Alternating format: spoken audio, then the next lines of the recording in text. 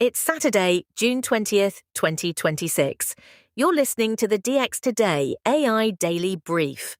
Today, Anthropic says its banned models could be back within days as it opens an office in Seoul. SpaceX reveals a data center built to run in orbit. And researchers show that 13 words can quietly hijack an AI search engine. Let's get into it. We begin with Anthropic. Executives opening the company's new Seoul office said they are very confident that Fable 5 and Mythos 5, the two models pulled offline last week under a U.S. export control order, will return within days. The ban followed a security review in a dispute over a foreign telecom's access. While defending the suspension, Anthropic announced a sweeping wave of Korean enterprise adoption. Naver deployed Claude Code across its entire engineering organization, while Samsung, LG, Hanwha, and Nexon all expanded their use of Claude. The company also signed a safety cooperation agreement with Korea's Science Ministry, turning a tense week into its biggest single day of Asia-Pacific commercial momentum yet. From Earth to orbit now. SpaceX has revealed AI-1, its first satellite designed to run artificial intelligence compute in space. In a video posted to X, the company showed a craft built around a 70-meter solar array and liquid cooling, averaging 120 kilowatts of compute and peaking near 150. The pitch is simple. Data centers on the ground are straining power grids and overheating, so SpaceX wants to move some of that demand off the planet entirely, drawing on uninterrupted solar power. Production is slated to begin by the end of 2027 at a new factory in Bastrop, Texas. It is an audacious bet that the cloud's next frontier is, literally, above the clouds. Now to a sobering security finding. Researchers at Cornell Tech have shown just how fragile AI search can be. In a technique they call WARP, short for Web Agent Retrieval Poisoning, they found that as few as 13 words slipped into an ordinary Reddit comment can steer tools like ChatGPT's Deep Research and Google's Gemini towards scams and products that don't exist. In testing, fictional decoys, a fake restaurant, and a made-up dating app were recommended as genuine. The trick worked between 38 and 51% of the time, rising to 62% when spread across several threads. The reason? These systems treat text that matches your query as trustworthy, even when anyone on the open web could have written it. Next, a major funding round. AI inference startup Baston is closing a funding round of about $1.5 billion, valuing the company near $13 billion. That's a remarkable leap, roughly tripling its valuation in just 5 months after a $300 million round earlier this year. Base 10 sells the software layer that lets companies run, optimize, and serve open-source AI models at scale, and demand has exploded as businesses look for cheaper alternatives to frontier models. The round is co-led by Altimeter, Conviction, Spark Capital, Sands Capital, and Wellington. The company says it will pour the money into high-performance GPU clusters and global infrastructure, a clear signal that the economics of AI are shifting from training toward inference. Another billion-dollar bet, this one on world models.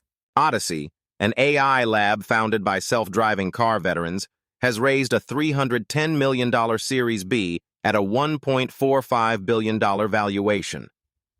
Rather than chasing language, Odyssey builds so-called world models, systems designed to learn physics, causality, and how environments actually behave, so machines can simulate the real world.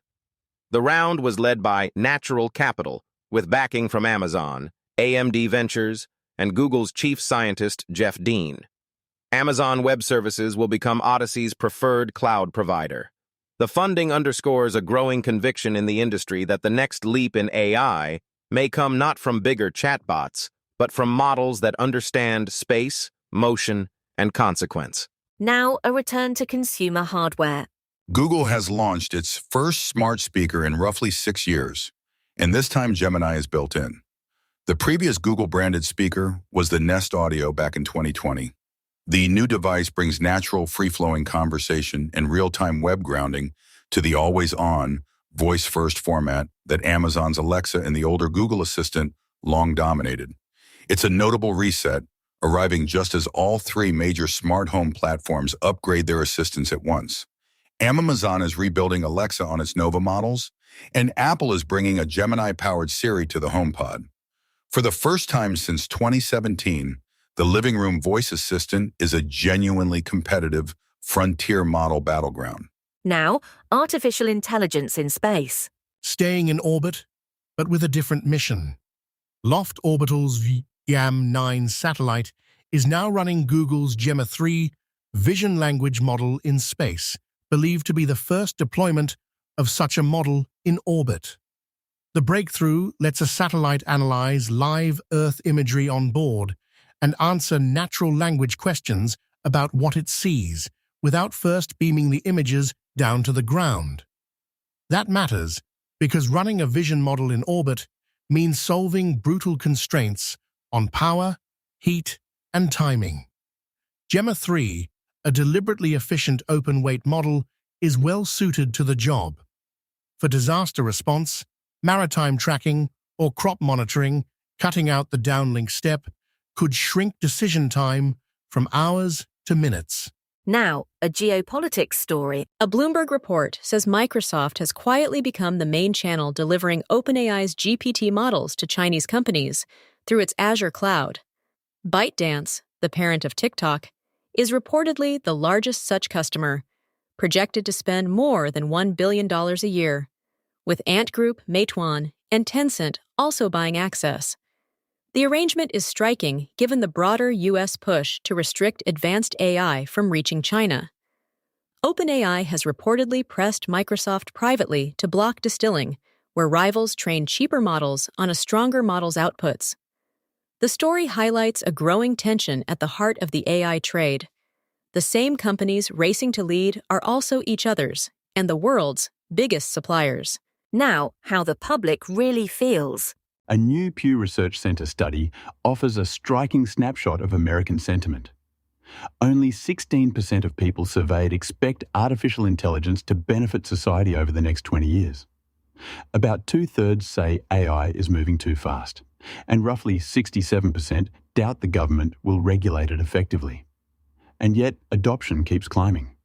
ChatGPT now reaches about 44% of US adults, more than double its share back in 2023.